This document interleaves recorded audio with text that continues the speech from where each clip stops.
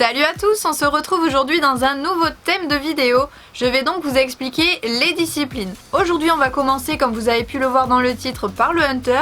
Je pense que c'est l'une des disciplines les moins bien connues et pourtant je suis certaine qu'elle pourrait plaire à énormément d'entre vous. C'est pour ça que je vous en parle. Moi je suis tombée littéralement amoureuse de cette discipline. J'ai pas l'occasion d'en faire énormément puisque c'est pas très développé en France, je trouve, mais c'est vraiment quelque chose qui vaut le détour et je pense que chaque cavalier devrait commencer par là avant de faire du CSO. Mais le Hunter, c'est quoi?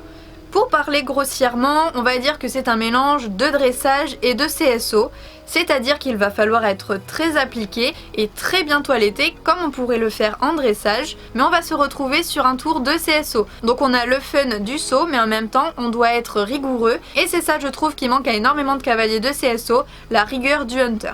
Beaucoup voient ça comme une discipline très rébarbative, alors que pour moi ça nous permet vraiment d'améliorer notre équitation, d'avoir une meilleure attitude à cheval, de mieux contrôler son cheval, tout simplement d'être meilleur à cheval quand on va sur son tour de CSO. On va avoir principalement 3 catégories en Hunter, c'est-à-dire le Hunter style, où on juge principalement le modèle, le style du cheval et sa locomotion. On est plus concentré vraiment sur le cheval et sa qualité de saut.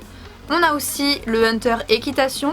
Là, ça concerne plus le cavalier, on recherche la meilleure posture pour le cavalier, on attend que le cavalier prenne les bonnes décisions, soit vraiment maître de son cheval. Enfin, on a le Hunter mixte, et comme vous l'aurez compris, c'est un mélange des deux. On va juger à la fois le cavalier et le cheval. La base du Hunter, c'est quoi? C'est, comme je vous l'ai dit, un tour de CSO classique, sauf que l'on va ajouter des petites difficultés entre les obstacles ou sur les obstacles. On peut notamment retrouver des changements de pied entre les obstacles, qui seront imposés, donc que vous serez obligé de faire et vous aurez une note là-dessus. On peut vous demander des transitions, repasser au trot, repartir au galop, voire passer au pas, c'est possible aussi, ou même demander un arrêt. On peut même vous demander de sauter au trot un obstacle plus petit que les autres forcément. On va retrouver aussi des sauts de puce. On peut également vous demander de venir sauter un obstacle à faux. Ça existe aussi, c'est quelque chose de très intéressant pour voir si notre cheval reste aux ordres. Et évidemment, comme sur un tour de CSO, on a des contrats de foulée. Encore une fois, on est obligé de les respecter. Si on ne les respecte pas, on va perdre des points. Puisqu'à Hunter, nous ne sommes pas notés uniquement sur le nombre de barres que l'on a fait, sur le nombre de refus ou sur qui sera le plus rapide. Le Hunter, c'est vraiment des notes qui sont ajoutées au fur et à mesure que vous réalisez correctement vos contrats, que ce soit contrat de foulée, changement de pied, transition, voilà, plein de petites choses comme ça, ce qui vous donnera une note finale et qui pourra déterminer ainsi le classement. Vous pouvez aller aussi vite que possible, ça ne changera rien, il faut juste que vous ayez un parcours soigné et de qualité. Tout ce qui est tutoiement des barres, c'est-à-dire quand un cheval va laisser traîner un petit peu le pied dessus sans faire attention, ça va vous retirer des points. Si vous faites un petit pied, ça va vous retirer des points. Si vous passez devant, vous faites une georgette ou un taxi, évidemment que ça vous retire des points. Si vous venez à juste alors qu'on vous avait demandé une courbe à faux, vous allez perdre des points.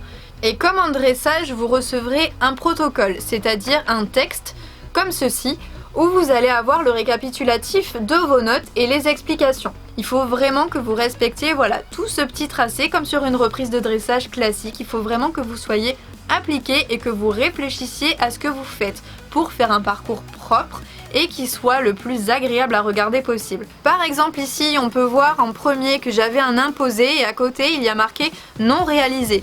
Ça m'a fait perdre du coup 5 points, je me retrouve à 35 points sur 40.